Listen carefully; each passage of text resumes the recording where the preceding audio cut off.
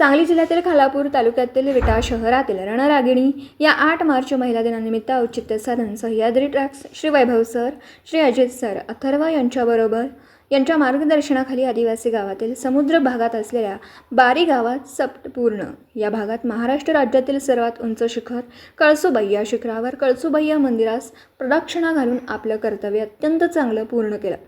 छत्रपती शिवाजी महाराजांच्या शिवकन्या व विटा शहरातील रणरागिणींनी ही दमदार व धडाकेबाज कामगिरी पार पाडली।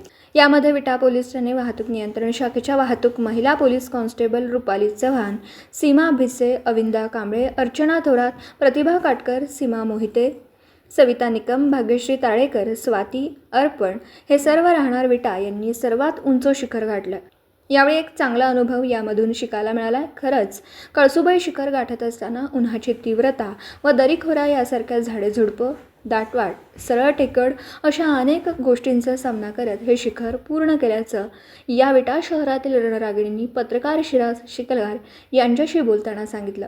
आताच्या तरुणींनी मोबाईलपासून दूर राहून आपल्याला असा शिखर भविष्यात पूर्ण करता आला आणि इथपर्यंत पोहोचता आलं तर नक्कीच आपण सुद्धा आमच्याबरोबर आम्ही केलेल्या कर्तव्याची आपल्या डोळ्यासमोर एक आदर्श आणि एक चांगलं व्यक्तिमत्व उभा राहील। दिवसभरातील घडामोडींचा आढावा घेण्यासाठी पाहत रहा N24 मराठी न्यूज चॅनल।